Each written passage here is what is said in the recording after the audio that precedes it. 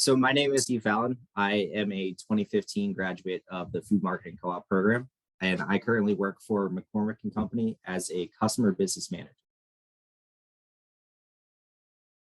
So my current role, I live in Cincinnati, and I manage our national Kroger business on brands like Frank's Red Hot, Cholula, French's Mustard, Stubbs Barbecue Sauce, and a handful of other brands. And really, what my role is within the organization is to take the budget that I am given and really try to maximize that for McCormick and for Kroger while applying our brand strategy and really making sure that we're connecting with the end consumer.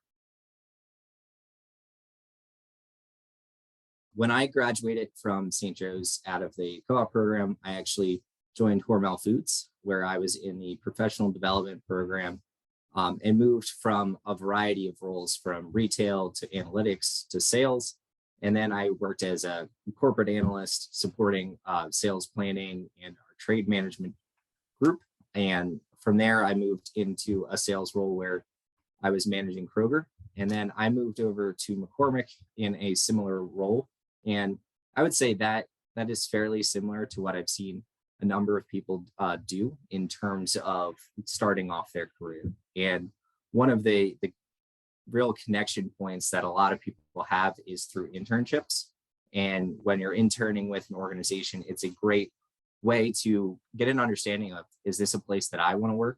And also for the organizations to get a good sense of who you are and if they want to pursue that option with you. But really, a lot of what you see is people get experience from an analytical standpoint, a sales standpoint, a marketing standpoint, and really have the interchangeable ability to leverage each of those experiences to take it down whichever path they choose. I would say the number one skill is really presentation skills. And no matter what you're doing, whatever career path you choose to take, you're selling something. You're selling your ideas, you're selling yourself. And that's something that really having that ability to tell a story is something I rely on a daily basis. And this was definitely something I got experience with when I was at St. Joe's, not only just presenting in classes, but through different organizations I was in. It's taking every opportunity to talk to a group. And it can be intimidating. It's not something that everyone is comfortable doing, but the more ability that you have to do that, the easier it is going to ultimately become. And then you're going to be able to sell your ideas, sell yourself in order to really make sure that you're getting your points across and that you're ultimately really being successful in whichever role that you end up taking. I would say one piece of advice that I would have around activities is take the challenge to join one thing that is completely outside your comfort zone. And this is really going to, one, push you to think about things differently or and really be comfortable with the uncomfortable. The only constant that we ever have is change. So the more that you're able to live and thrive in that environment is really going to be something that is impactful and going to be a transferable skill down the road. I would say the number one tip is be prepared. Use LinkedIn as a helpful tool to, if you know the people you're networking with, get an understanding of what their background is, where they've been, are there common connections that you have. If you don't know where to start, that's a great place to start too. Look at organizations that you want to be involved with, and are there any St. Joe's alumni that you can connect with that you already have that piece in there. And really, when you're having these conversations, be curious.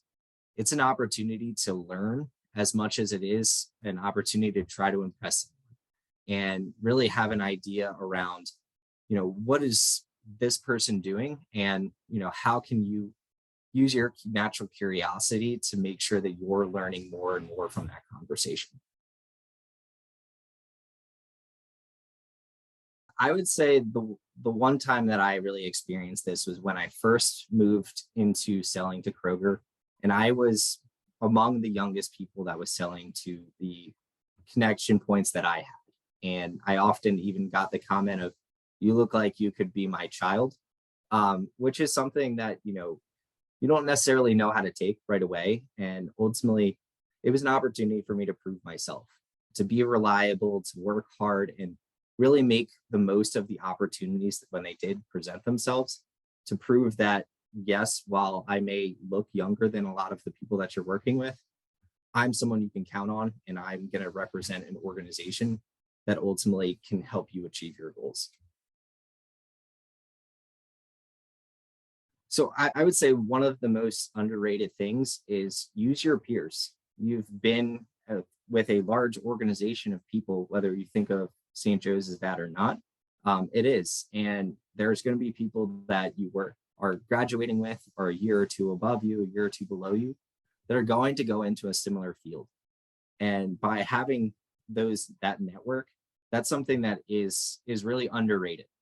There's also, you know, an ability to utilize some of the tools that you have at your disposal right now with the Mintels of the world to really get a lot of information from a macro environment of what's going on with certain industries or certain categories within CPG. And those are really helpful tools because really everyone gets bogged down and focused on their specific business that they're working on.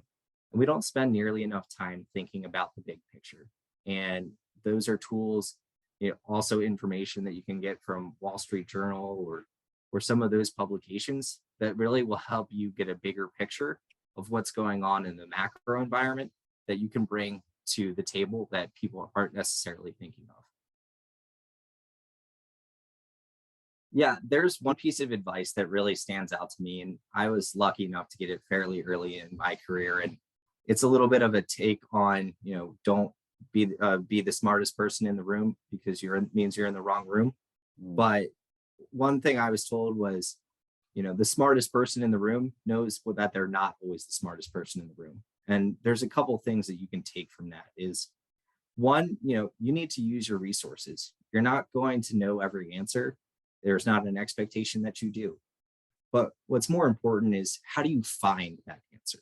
Who can you go to in order to help answer those questions and ultimately help get the correct information and help you learn something? And really, the second piece is everyone has something that they can teach you. Whether you think that is, you need to go to the highest level person that you can talk to or your peers, everyone has something that you don't know. And, it's up to you to try to get that information out of them to make yourself better.